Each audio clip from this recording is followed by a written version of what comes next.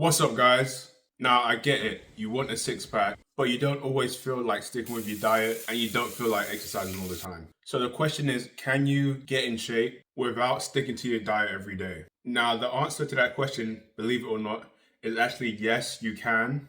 However, there's a massive caveat with that. Instead of looking at your diet and calories from day to day, another way to look at your calories in and calories out is actually from week to week. So why is that important? Right? Now let's say you eat 2,000 calories a day, just to make the math easier. Right? Over a 5-day period, that's 10,000 calories a week. Right? The reason why I say no, you don't have to stick to your diet every single day. Right? Let's say instead of having 2,000 calories every day, one day you had 1,500, one day you had 2,500, another day you had 1,500, another day you had 2,000, another day you had 1,800 calories, right? That's gonna come out to less than 10,000 calories.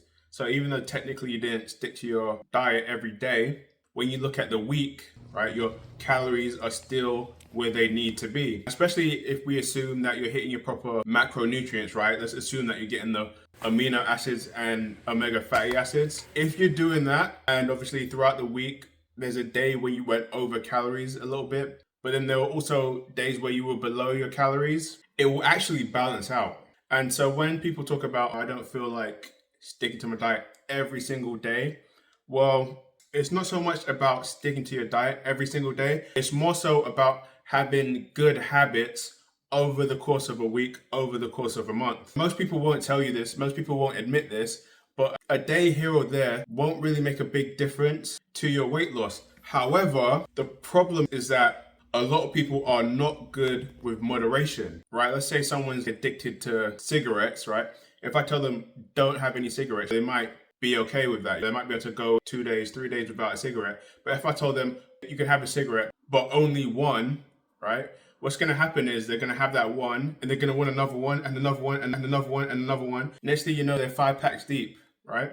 And a similar thing happens with people when they're on diets. You're addicted, right, to your fast food. You're addicted to junk food.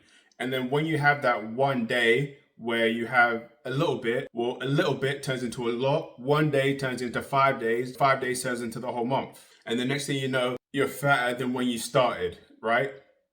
So just be very careful with having quote unquote cheat days. Not so much because the day is going to make a massive difference, but it's more so about the mental and how it's going to affect you over the course of the week, over the course of a month. Now, when I'm helping people with their diets, I always make sure to do things gradually, right? I never have someone go from obviously having the worst diet in the world to just overnight change everything, right? Although in theory it works, it goes against human nature, right? We have our habits, we have our patterns, and the second you try and shift a habit, especially when you're giving up stuff that you like, it's very unlikely that you'll be able to continue that habit, right? Where you make gradual changes over time. For instance, I'll tell people, out of your whole diet, just pick one thing that's obviously bad for them.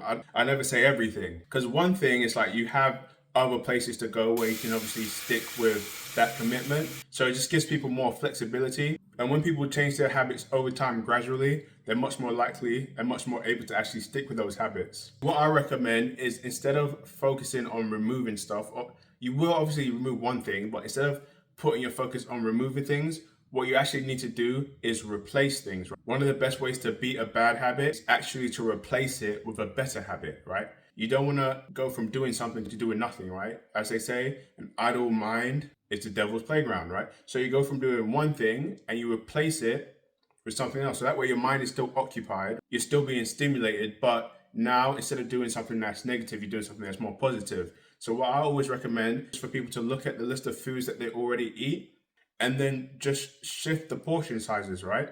Let's say you're eating a lot of junk food, but then you're also eating steak and eggs. Instead of trying to change up your entire diet, what I would suggest would be just to make sure that you're eating more steak and eggs, right? Just eat more of the healthier foods in the higher portion size, right? So let's say steak and eggs only made up about 10% of your calories.